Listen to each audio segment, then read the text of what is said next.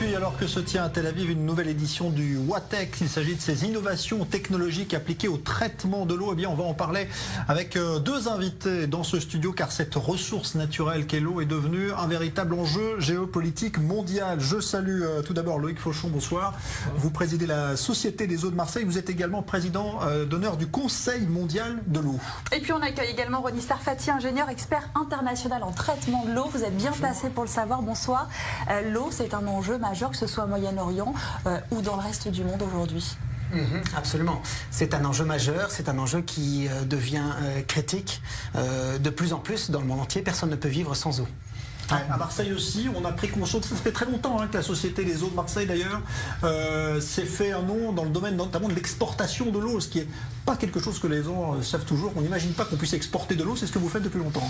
Oui, on en a même exporté physiquement, ce qui est très rare, par bateau, pour des crises comme à Barcelone. On nous l'a reproché d'ailleurs, alors que c'est un exemple de solidarité. L'expérience marseillaise est connue, on la doit à nos anciens des générations précédentes qui ont connu la soif. Pagnol, et qui ont pris les mesures nécessaires à l'époque avec des canaux qui font qu'aujourd'hui Marseille est dans une situation de très grande sécurité, ce qui est très rare dans le monde. Alors, vous êtes venus tous les deux là, participer à ce WATEX. Quel est l'enjeu? Quel est le sujet d'inquiétude concernant l'eau? Les enjeux sont multiples. Il y a un enjeu qui devient de plus en plus majeur dans le monde entier, c'est la sécurité de l'eau, puisqu'on est dans une situation où, d'un point de vue, le terrorisme devient très problématique. Une autre problématique qui est de très grande envergure, c'est la problématique de la quantité d'eau, qui devient de plus en plus manquante dans de nombreux pays. Pourquoi ? Avant tout à cause de la démographie. Il faut savoir qu'ici en Israël, on est dans la région où il y a le moins d'eau douce renouvelable par habitant au monde. C'est dans cette région, Israël, Jordanie, etc. Et la problématique qu'on a ici en Israël depuis maintenant déjà 50 ans, beaucoup de pays commencent à l'avoir. Donc tous ces gens qui commencent à avoir les problèmes que l'on a en Israël viennent en Israël pour trouver les solutions qu'Israël a trouvées. Oui, justement, on va parler de ces solutions. C'est vrai que c'est un peu le miracle israélien de voir Israël qui vit dans cette zone aride et qui parvient aujourd'hui même à exporter de l'eau potable à ses voisins. Comment vous expliquez ce miracle économique? C'est comme pour Marseille, parce que les Israéliens au début ont souffert. C'est quand même vous qui avez inventé le goutte à goutte. Aujourd'hui, le monde entier utilise le goutte à goutte. Et c'est vrai, petit à petit, du dessalement, dans lequel vous êtes un des experts. Ça sera demain le cas de ce qu'on appelle en anglais reused water, réutiliser l'eau qui a déjà servi. C'est pas très agréable d'imaginer qu'on va boire l'eau à la sortie d'une station d'épuration. Et pourtant, technologiquement, aujourd'hui, on sait le faire.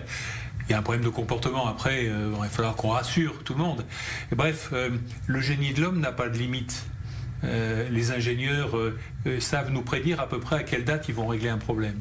Donc aujourd'hui, il ne faut pas mettre tous les œufs dans le même panier. Et c'est la force des technologies israéliennes qui servent d'exemple, d'avoir année après année, décade après décade, inventé des solutions qui aujourd'hui deviennent des réponses pour les gens qui sont sur le terrain. Parce qu'il ne suffit pas de savoir qu'on a inventé des solutions, il faut les mettre en application. Et c'est un peu ce que des dizaines de nationalités, de délégations viennent faire ces jours-ci à Tel Aviv. Ils viennent faire leur marché, ils viennent faire leurs emplettes. Et c'est un très grand signe de la capacité israélienne dans le domaine de l'eau. Alors justement, grâce à ces technologies, Roni Sarfati, est-ce qu'on peut dire qu'un jour on arrivera où c'est encore une utopie à fournir de l'eau partout dans la planète, même là où il n'y en a pas aujourd'hui, où il y a des zones très arides? Est-ce qu'on peut imaginer qu'un jour on aura de l'eau pour tout le monde? Alors d'un point de vue, encore une fois je suis ingénieur, d'un point de vue technologique, absolument. Encore une fois je le rappelle, c'est ici qu'il n'y a pas d'eau. Et pourtant c'est ici qu'on a de l'eau au robinet, on en a toujours eu. On parlait à l'instant, Monsieur Fauchon parlait de la réutilisation des eaux. Il faut savoir que le premier pays qui réutilise les eaux usées de manière systématique, c'est ici en Israël. 87% des eaux sont réutilisées après épuration pour l'agriculture. Donc c'est le pays qui est en avant.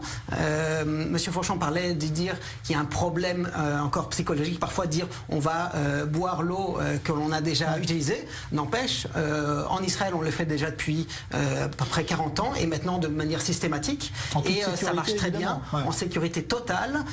c'est pour ça, comme l'a dit très justement, on vient ici faire ces emplettes, on va voir ici qu'est-ce qui marche, comment ça marche, pourquoi ça marche et comment on peut l'exporter. Alors il y a ces prouesses technologiques, mais également des enjeux géopolitiques autour de l'eau, surtout ici au Moyen-Orient. Est-ce que l'eau peut ramener la paix dans la région? Mais bien sûr, l'eau amène toujours la paix, même quand il y a des tensions. Vous savez, je voudrais souligner que avec le concours de l'État d'Israël, j'étais hier après-midi dans les territoires, rencontrer le ministre palestinien, regarder comment nous pouvons, au concret, on ne se mêle pas des grands enjeux politiques, chacun son job, mais comment on peut améliorer les coopérations. Donc il y a un aspect technique, il y a un aspect politique. L'enjeu de l'eau, c'est un enjeu politique, et notre travail au Conseil mondial de l'eau, c'est de convaincre les leaders politiques et économiques qu'il faut mettre l'eau au centre de la table, au centre du débat. C'est aussi votre avis, Ronnie Sarfati, parce que vous êtes impliqué là-dessus, évidemment, dans cette région ici. Ça... Absolument, je partage totalement les dires de M. Fauchon. Non seulement c'est par l'eau qu'on peut venir à la paix, mais il faut savoir qu'aujourd'hui, les relations entre Israéliens et Palestiniens dans le domaine de l'eau sont très nombreuses. Il se fait énormément de choses en coopération. Il y a des réunions régulières, des projets qui sont montés, qui sont réalisés avec les Jordaniens également, entre Israéliens et Jordaniens. Donc Israéliens, Palestiniens, Jordaniens, énormément de choses se font. Il faut savoir qu'il y a un projet qui va se faire de ramener de l'eau de la mer Rouge vers la mer Morte, avec un dessalement qui sera produit sur la frontière entre la Jordanie et Israël, qui sera produit par les Jordaniens. Une grande partie sera vendue aux Israéliens et aux Palestiniens. Une autre partie sera redonnée au nord par les Israéliens aux Jordaniens et aussi les Israéliens aux Palestiniens, ce qui se fait déjà. Donc tous ces échanges sont une réalité qui se fait déjà, qui se fait de plus en plus. Il y a de plus en plus d'accords qui ont lieu et d'échanges. Donc clairement, on peut parler de l'eau favorise la paix, l'eau favorise en tout cas les relations, les bonnes relations entre pays. L'hydrodiplomatie. Absolument. Voilà, ça c'est un terme qu'on va retenir. Merci beaucoup Loïc Fauchon. Merci à vous Ronnie Sarfati. Merci à tous les deux à l'occasion donc de ce WATEC qui se tient actuellement en Israël. Et on va continuer à parler de prouesses technologiques, mais en voiture.